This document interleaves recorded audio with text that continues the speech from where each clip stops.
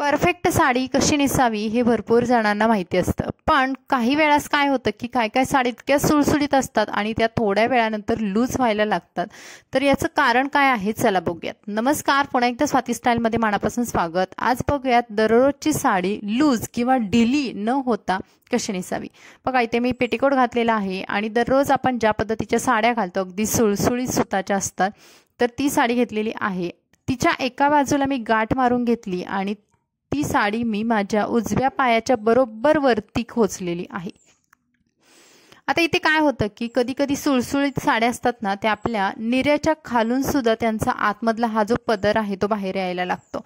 हे होऊ नये यासाठी आपण इथे गाठ मारली आणि मग ती पेटीकोटमध्ये खोचली.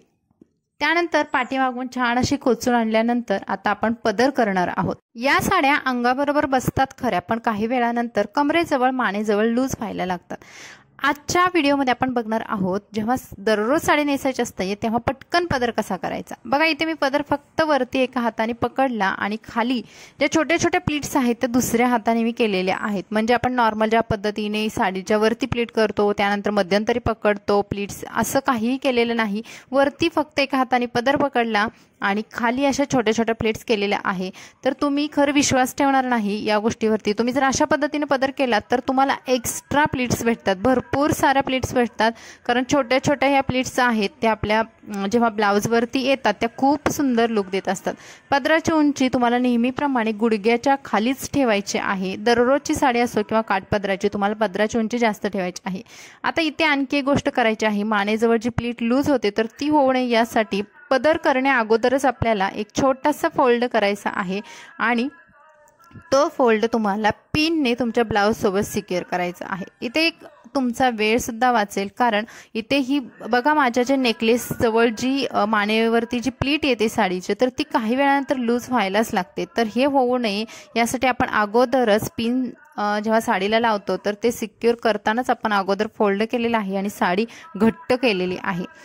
साडी लूज होण्याचं दुसरं कारण म्हणजे जेव्हा आपण कमरेजवळ साडीची अशी प्लीट पकडतो आणि ती जर व्यवस्थित खोचली गेली नाही किंवा तिथे टाईट राहिली नाही तर तिथे सुद्धा हा भाग ढिला बनतो आणि साडीचा लुक खराब होतो. तर त्याऐवजी तुम्हाला काय करायचं आहे, इथं पिन वगैरे काहीच न वापरता साडीचा थोडासा भाग उजव्या पायापर्यंत घेऊन जायचं आणि तिथे गाठ बांधून घ्यायची. या दररोजच्या साड्या असतात त्या खूप पातळ सुताच्या असल्यामुळे पिन लावली तरी सुद्धा या साड्या फाटण्याचे चान्सेस असतात, शिवाय तेवढा आपल्याला टाइम सुद्धा नसतो.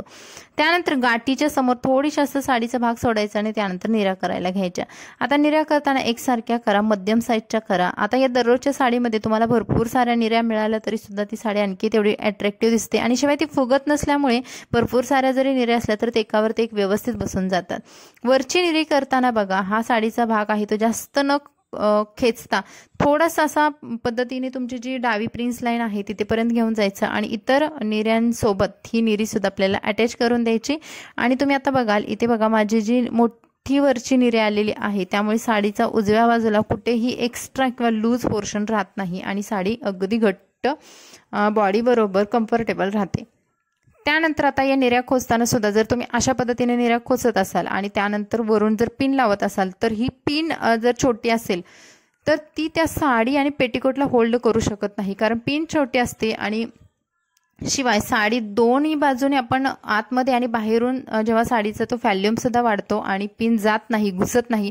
अशा वेळेस काय करा, त्या निऱ्या आहेत त्या खोलून घ्या आणि फक्त बघा एकदाच आपण ज्या पेटीकोट आणि ज्या सर्व निऱ्या आहेत त्या एकदाच आपण पिन सोबत सिक्युअर करणार आहे. जेव्हा हा भाग आपण आतमध्ये ढकलतो तेव्हा ते डबल होऊन आपल्याला ते पिन त्यामध्ये घुसत नाही. त्यामुळे हा सुद्धा भाग आहे की लक्षात ठेवण्यासारखा. रोजच्या साडीमध्ये तुम्ही हे नक्की करू शकता, तुमचा वेळ वाचू शकतो.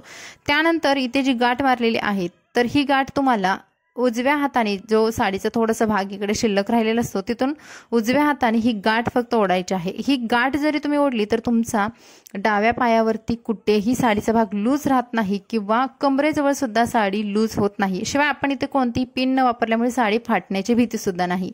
आता इथे बघा छान अशी साडी मी इथे जी गाठ होती ती माझ्या उजव्या हाताखाली बरोबर इथे खोचून घेतली आणि साडी समोरून अगदी प्लेन झालेली आहे. आपल्याला टाइम सुद्धा जास्त लागत नाही. तुम्ही हार्डली 2 ते 3 मिनिटाच्या आत साडी नेसून होऊ शकते तुमची. आणि ही झालेली आहे आपली बघा छान अशी सुंदर रोजची साडी नेसून.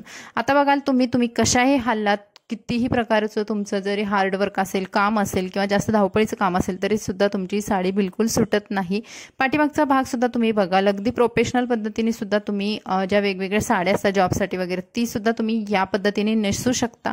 खाली सुद्धा बघा दाखवलेलं आहे, निर्या सुद्धा एकावरती एक व्यवस्थित बसून जातात, कमरेजवळचा भाग आणि ब्लाउजवरच्या प्लीट सुद्धा सुंदर बसतात।